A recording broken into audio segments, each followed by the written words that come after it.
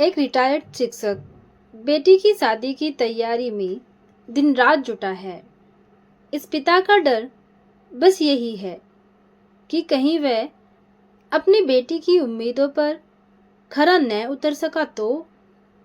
मैं एक सरकारी स्कूल से सेवानिवृत्त शिक्षक हूँ। नाम है मुकेश अंबानी। उनके घर का कोई सदस्य, उनके नौकर चाकर, उनके घर के कुत्ते बिल्लियां और उनके घर के ही क्या, वह जिस सड़क पर रहते हैं उस पर आवारा घूमने वाले जानवर आदि में से किसी से भी मेरा किसी भी जन्म का कोई परिचय नहीं है। बताने की कतई आवश्यकता नहीं है कि मैं इस शादी में आमंत्रित नहीं था। मेरी इतनी हैसियत नहीं, पर जो बात बताने की है वो यह है कि यदि मैं आमंत्रित होता तो भी मैं इस शादी में कतई न जाता। कारण यह नहीं कि उन्होंने टैरिफ बढ़ा दिया है, न मुझे इससे कोई फर्क नहीं पड़ता और न ही मैं कोई अमीर आदमी हूं। मैं अमीर आदमी नहीं हूं। भला एक सरकारी स्कूल का रिटायर्ड टीचर कितना अमीर हो सकता है? ऐसा है कि इस देश में आम आदमी के बजट में हर रोज कहीं न कहीं से सेंध लगती ही है। कभी दूध के पैकेट का दाम बढ़ जाता है, किसी दिन अंडों का, कभी चावल दाल, तो कभी तेल मसाले महंगे हो जाते हैं।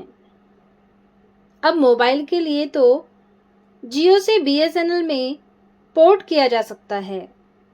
रोजमर्रा की जरूरत की इन चीजों के लिए कहीं कोई पोर्ट करने का विकल्प हो तो मैं भी अंबानी से नाराजगी रखूं। इस देश में आम आदमी ने महंगाई के आगे समर्पण कर दिया है। मैं भी इसका अपवाद नहीं हूं। नहीं मेरे अंदर किसी प्रकार की अकड़ है जो मुझे वहां जाने से रोकती हो। बड़ी अकड़ रखने वाले अंबानी को दिन रात गिराने वाले तेजस्वी और तेज प्रताप जब अंबानी की थाली में मलाई चाटने पहुंच सकते हैं तो मेरी क्या बिसात। न ही ऐसा है कि मैं कोई साधु आदमी हूं जिसे राजसी चमक दमक, स्वाद की अंतिम सीमा तक स्वादिष्ट पूरे पकवान में मेरी कोई रुचि नहीं। न ही ऐसा ही है कि राष्ट्रीय और अंतर्राष्ट्रीय ख्याति वाले हीरो हीरोइनों को लाइव देखने का मेरा मन न हो, और ना ही ऐसा है कि तेज संगीत पर नाचती अप्सरा सी सुंदर प्रतिमाओं के मादक हाव भाव मुझे प्रभावित नहीं करते। मेरे न जाने की व्यवस्था का कारण है कि अगले महीने मेरी बिटिया का विवाह है। अगले महीने मेरी बिटिया का विवाह सुनिश्चित हुआ है।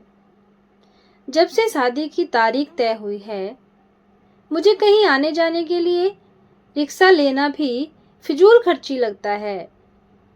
अब मुझे दूर की जगह भी इतनी दूर नहीं लगती कि रिक्शा लिया जाए।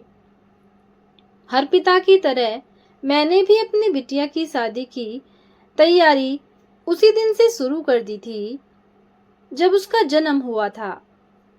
लेकिन मुकेश अंबानी के बेटे की शादी का सुन मुझे ऐसा लगने लगा है जैसे मैंने अपनी बेटी की शादी की तैयारी शुरू करने में बड़ी ही देर कर दी। मुझे अपनी बिटिया की शादी की तैयारी उसके जन्म से नहीं बल्कि अपने जन्म से ही शुरू कर देनी चाहिए थी। मेरे ऐसा सोचने का कारण यह नहीं कि इतने ही दिनों में महंगाई बहुत बढ़ गई है। कारण यह है कि अंबानी के बेटे की शादी के बाद शादी को लेकर मेरी पत्नी और बेटी की आकांक्षाओं व सपनों ने ऐसी उड़ान भरी कि जिसे देखकर मैं आतंकित हूं। कल हम लोग बिटिया के लिए लहंगा लेने गए थे। एंगेजमेंट के लिए अलग और शादी के लिए अलग लहंगा लेना था।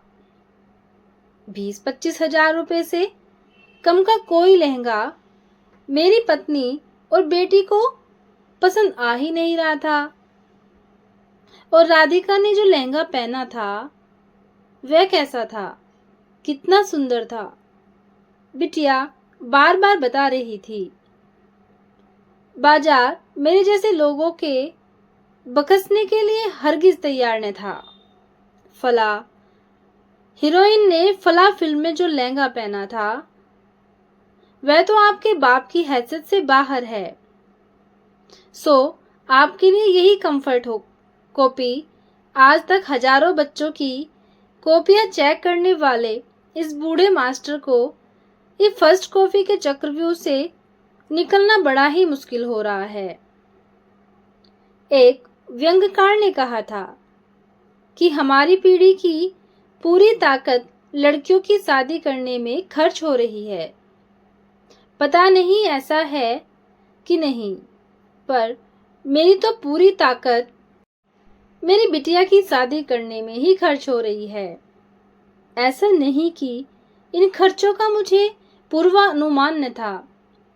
योजनाबद्ध तरीके से संतुलित जीवन जीने का आदी मैं हमेशा रहा हूँ।